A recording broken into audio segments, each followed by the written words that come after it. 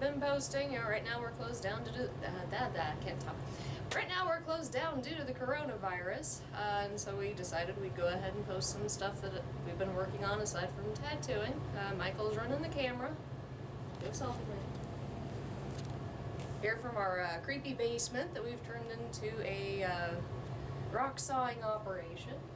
If you ever notice when you're in our shop, we do have quite a few cabochons that are in our case at the front. Michael and I polish those ourselves. And we've had people ask how we do it, so we thought we would go ahead and show you. Last year we had went to the Denver, Colorado to go to a gem and mineral show, and we came home with a carload of rock. And this is one of the specimens we brought home. This particular rock, even though it's pretty rough looking right now, it's actually lapis. And so we are going to go ahead and walk this rock through from start to finish, how we get nice pretty shiny rocks out of this one. With any luck, this one will be blue. So, piece of equipment behind me in this wonderful 1960s or 70s beautiful green color. It's actually our rock saw. It's a 14-inch Highland Park. As you can see, it's already been fairly well used. When we first got back from Denver last year, we had this thing running all waking hours for quite a while. Mostly Michael running it. But all we do with this,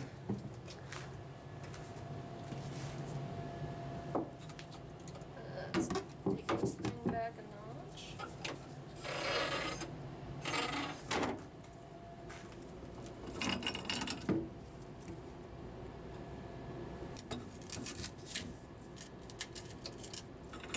The first thing we'll do is just kind of cut off the edge of this.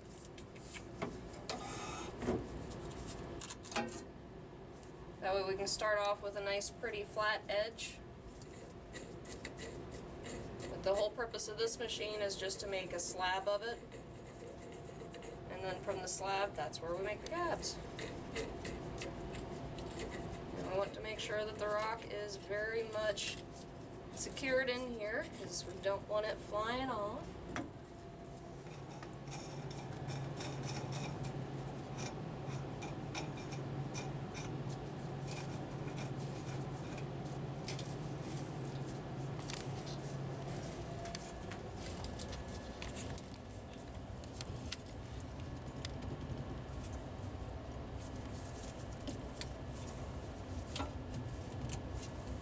Okay, so now I'll back this off just a little bit more.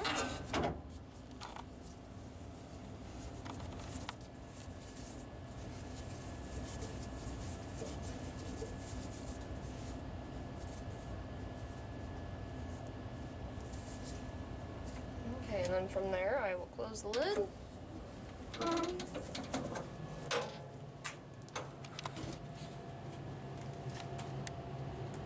That switch to on, push the button, and we'll come back in a few minutes. We're going to go ahead and cut the end cut, and then we'll adjust it over a little bit so we can get our first clean slab, and we will show that to you.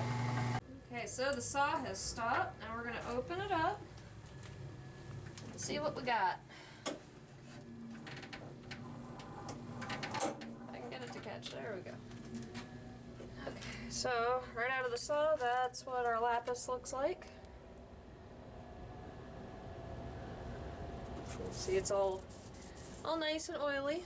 That's why we keep a bucket of soapy water down here to rinse off some of the extra oil.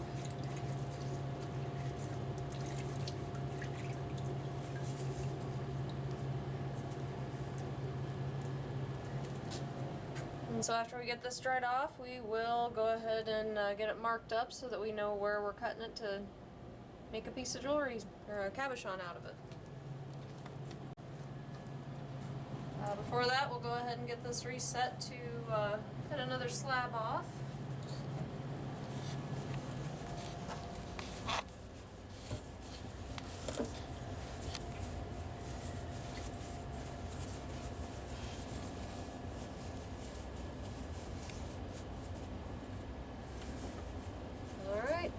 go ahead and start just like we did last time.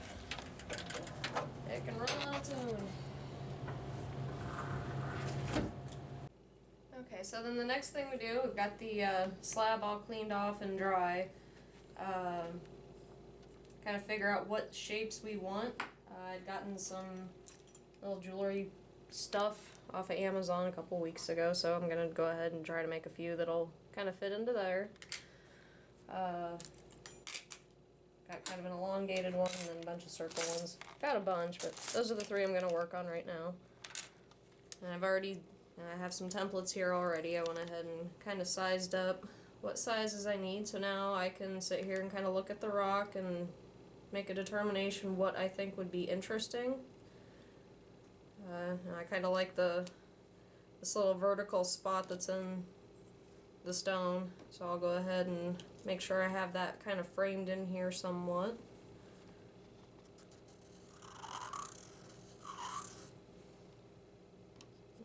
And for my smaller circle, and anytime that I'm doing this, I have to leave a little bit of a gap because the saw that we use to cut the shapes out will have a little bit of a width to it.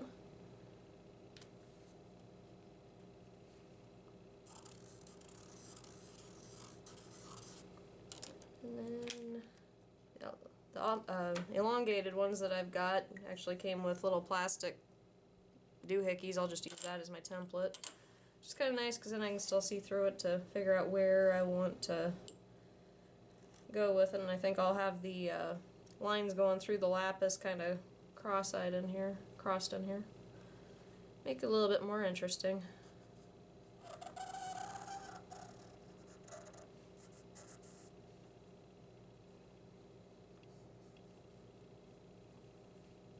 See if I can cut that a little bit straighter. It moved on me. Alright.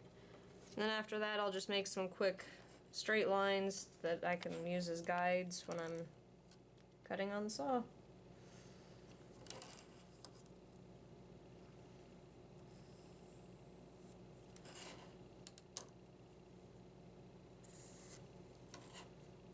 Not that one.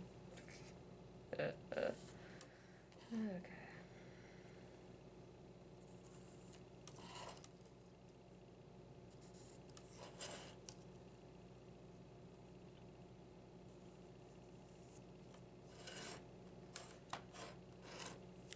So next we will saw those and get our basic shape roughed out. Okay, so the next thing that we're going to do is go ahead and cut the rough shape out. We have a Cab King 8-inch model, and we also have the trim saw attachment for it, which right now we've got the trim saw on it. In the next phase you'll see it with all the wheels on there. With a lot of rocks, what a lot of people don't know is there can be some not so great things in them because they are a natural product. For instance, tiger's eye has asbestos in it. And that's something we don't necessarily want in our lungs, so we do practice being safe with this hobby. Anytime we are grinding rocks, we will have face masks and safety glasses on because we don't want to lose an eye. So, with that, get my protective gear on. And this machine is quite loud when it is going through the rock, so you won't be able to hear me if I do say anything. It is water cooled. Underneath here there is water, so lots of old towels. I'll go ahead and turn this on and get to cutting.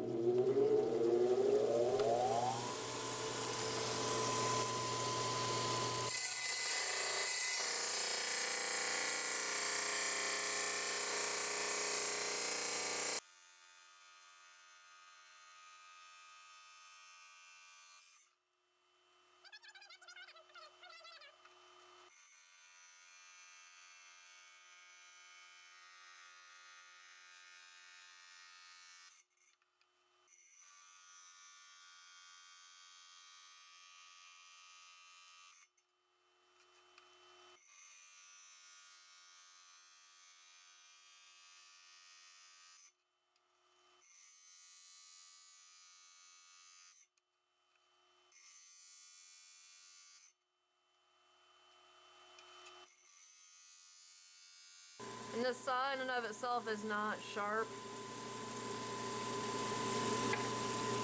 I wouldn't want to sit there and stick my finger on it because it will burn after a little while, but...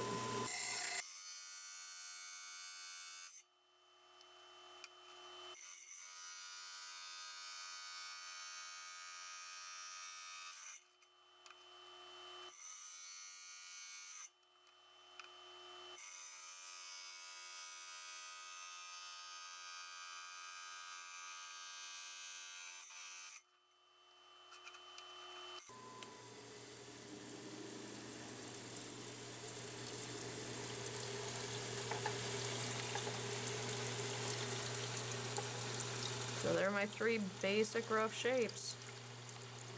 Next up, we'll shape that down a little bit better so that they will be to the dimensions that I need them for the jewelry. Okay, now we're getting ready to go ahead and shape it down so that my edges are all nice and flat. On the side of the Cat King model that we have, it does have a flat lap. Right now we have a 260 grit flat lap on there. Again, anything that we use with this is water cooled, and that's what keeps it working properly. If we didn't have water going to it, then the diamond particles that are on there would just fall off with the rock. So keeping the water on there is critical, and it splashes everywhere. I'll get that going.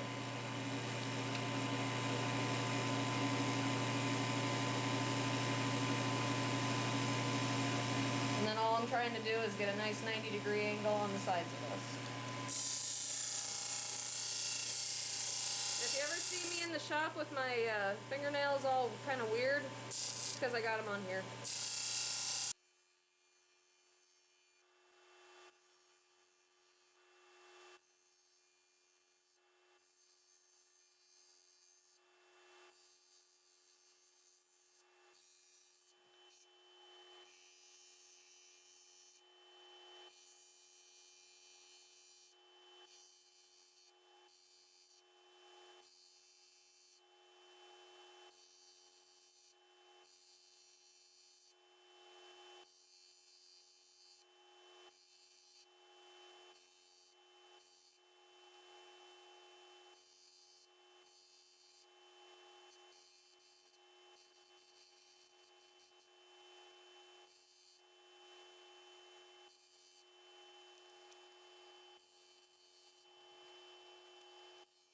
Okay, so the main thing I'm looking for, I'll look at the front, make sure I'm not inside of my Sharpie marker line that's on there. Then I'll flip it over to the back and kind of make sure that my shape is still mostly round. And then I'll just kind of repeat that process for the other 2.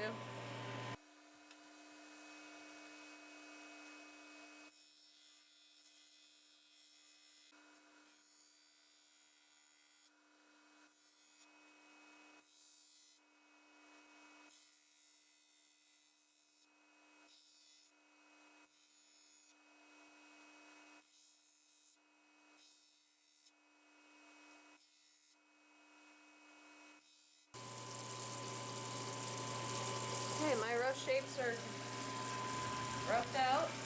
Now it's time for us to go over and get them on a stick so that I'm not chewing my hands up on all the wheels. Alright, next we have to, it's called dopping the stones. So we have this, it's kind of a very thick wax, dop wax. And our dopping sticks, I just get craft sticks from Walmart, works just fine. It's still kind of partially, not quite melted, but it's good enough. So I'll get a big old glob of this goopy stuff on here. I do have my stones that I just shaped getting warmed up on there, because if you put something hot onto a rock and the rock's not heated up yet, it might crack. So we do put that on the edge. So I'll go ahead and flip that over. I will get my dop stick with a glob on it. Kind of get it as centered as I can. And then just kind of pack it on there a little bit. That way I'm not losing my stone when I go to polish it.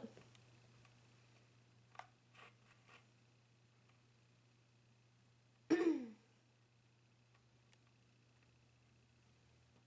I'll set that to let the dop wax cool.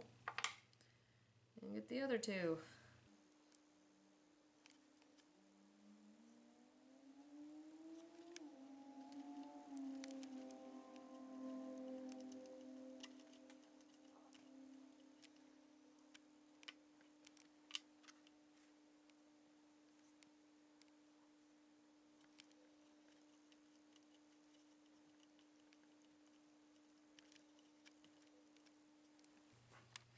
That's all there is to dopping. Okay, so we've got the stone dopped on the dop stick. It's cooled off now. So the next thing I'm going to do is start shaping it into a dome. The way I'm going to do that is first I'm going to cut essentially sand off a 45-degree angle going all the way around. And then I'll stop at that point and kind of talk about what my next step is. Again, like I said before, we have an 8-inch Cab King model.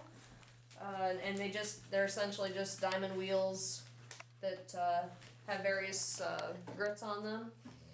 The first wheel is an 80 grit. The second wheel is a 220 grit. These are both electroplated diamond grinding wheels. And then the third wheel, I can't count. It's a 280 grit. On this side we've got a 600 grit, 1200 grit, and a 3000 grit. And all three of those are resin wheels. They're not sharp at all. They just spin really, really fast. So with that, I'll go ahead and get my face mask on so I'm not breathing any crud that I don't need in my lungs. With my handy dandy face mask. And safety glasses. Let's see, and then I need to get my water pump going. And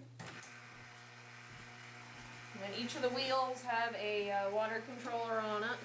So I'll get that going. You kind of see before I turn it on that it's dripping onto the wheel. And I'll turn the wheel on.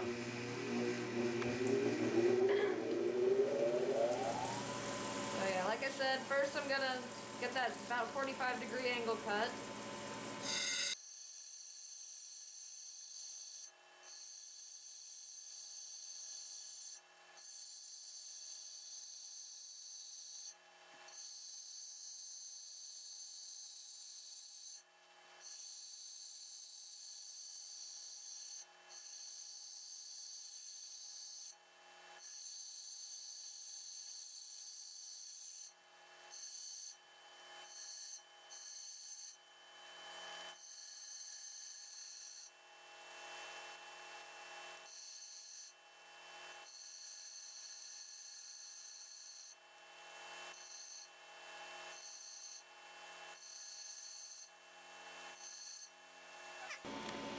So I've cut about 2/3 of the way down on the stone.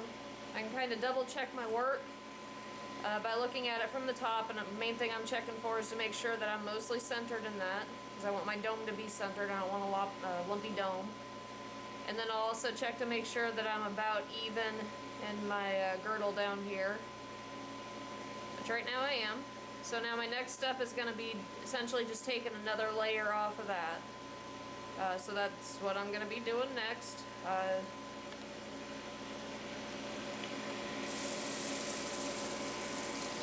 So I'm kind of slightly changing the angle that I'm hitting the wheel at.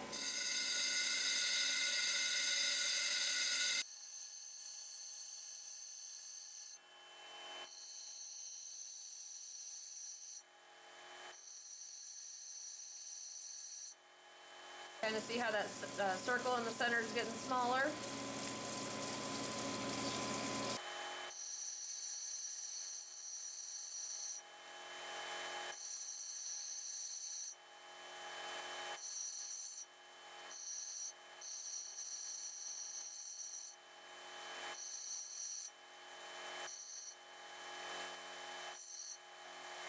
Okay, so I've gotten rid of my circle mostly at the top there. It's still, I can still feel it a little. But again, the main thing I'm looking at is the side profile of it. And this is the very first stage of making it into a cabochon. Main thing I'm looking for, I'm not going to want any flat spots on top of it. If I have flat spots on top, it will eventually lead to me having a lot of scratches that show up. But I've got my basic dome roughed out. So my next step is going to be on the 220 grit wheel and just kind of arch that on there. So I'm going to move over to that wheel.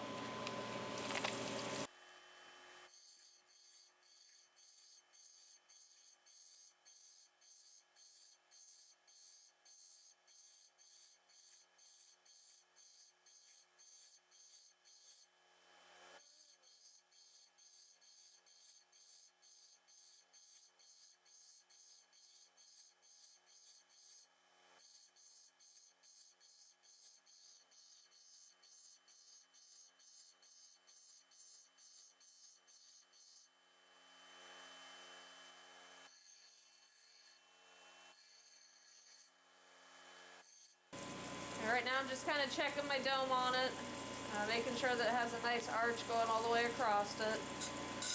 Kind of smoothing out any rough spots that I might have on there.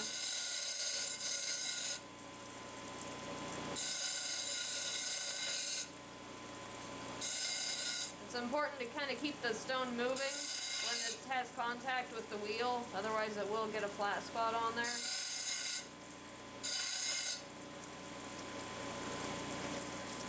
Okay, so I've got my basic dome shape.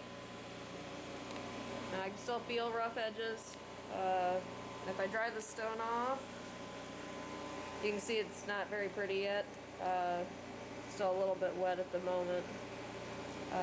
But next is going to be all the four polishing wheels.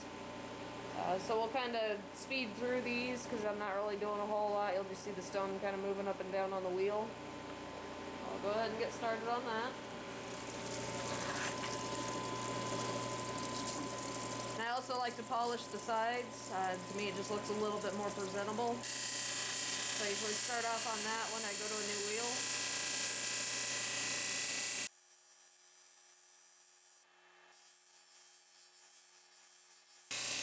Anything I'm doing now is just kind of going back and forth, making sure I hit over the center of the stone. And it's going to be this process through all the rest of the wheels.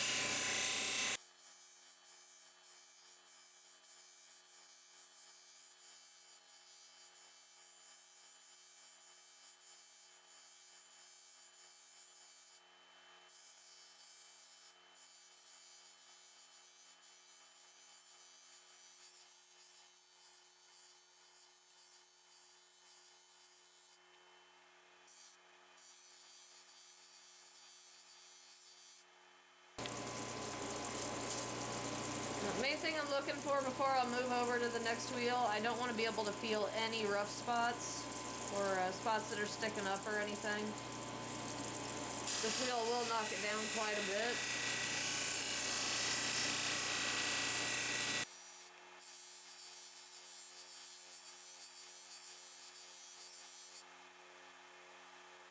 Okay, so now I'm ready to go on to the next polishing wheel, which is a 600 grit.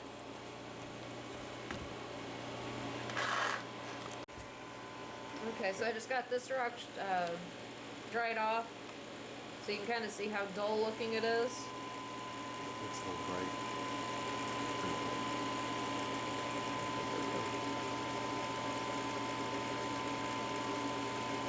So that's after the first stage of polishing.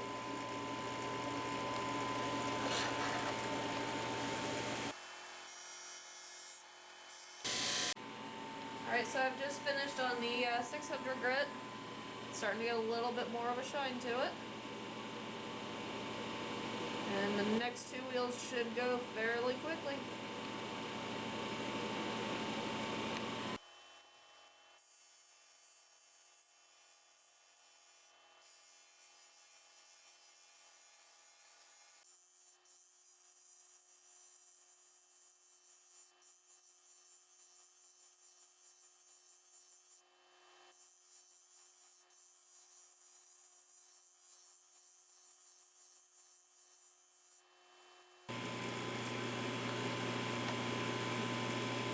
One thing with rocks, you have to have them dry to be able to really see if there's any imperfections in the finish of them.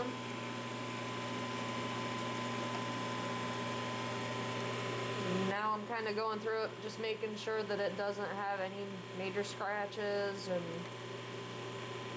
as you can see, this one looks pretty good. So next I'm going to get some serum oxide.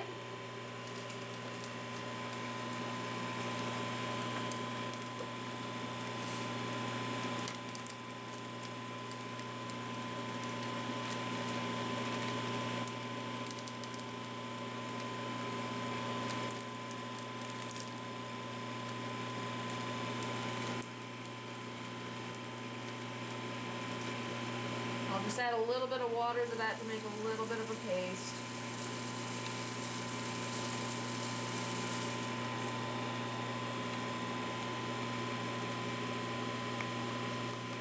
just enough to kind of get a coating on my stone. The ceram oxide is about the equivalency of having a 10,000 grit on there, so it's really just the final polish. Then on this Cab King, kind of difficult to see because we have it in a shadowed spot. It's got a canvas pad on this side, so I'll get that wet real quick. And that one doesn't have to have the water running the whole time because it doesn't have any diamond grit on it. And then I'll just put the final polish on it.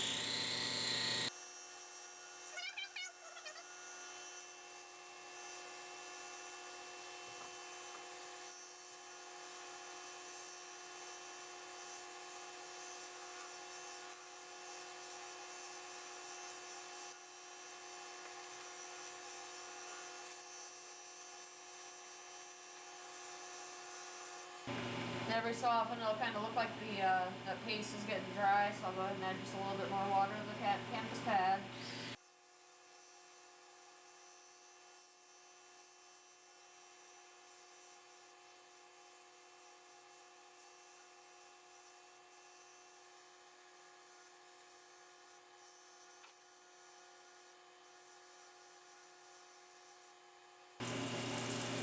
And I'll just kind of give it a quick rinse. See if I like it.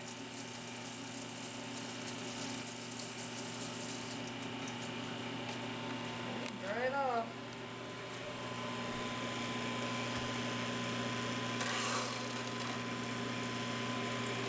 You can kind of see how shiny that is and how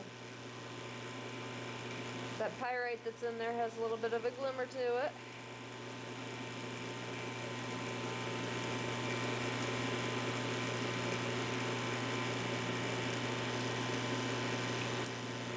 After this, we're just going to pop it into the freezer for a little bit. And that'll soften it'll make it so we can get the wax disconnected. And then we'll set it into that jewelry.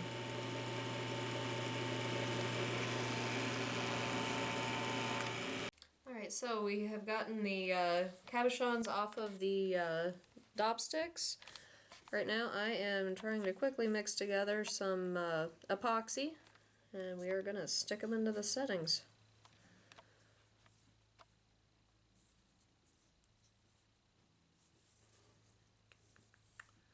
I will start with this one first.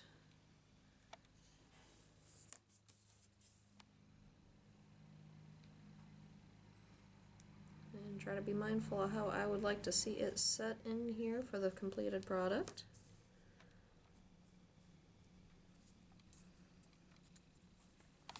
Next up, this is that rectangular one that I'd cut.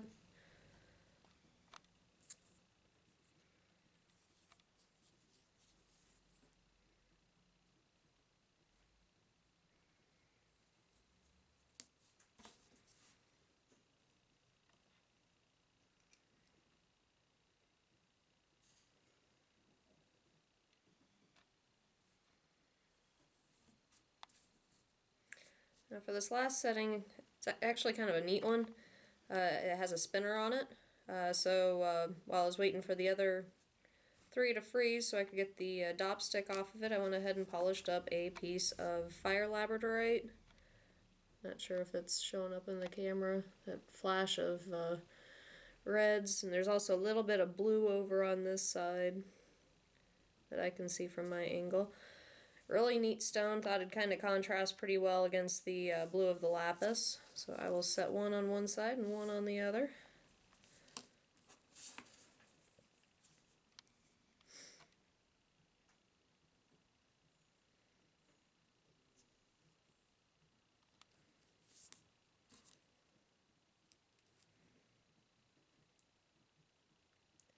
Hold that for a couple seconds.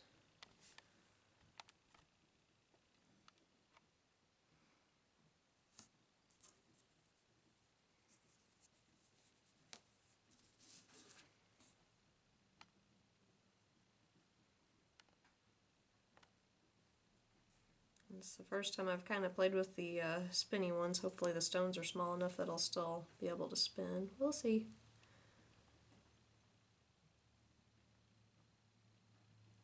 And they are. So that one's kind of cool. We will let these rest for a while. Yeah, that one's my favorite out of this bunch, I think. That's cool. But yeah, if you're watching this again, you know, our shop's going to be closed until at least April 1st due to the governor shutting us down because of the COVID-19 scare.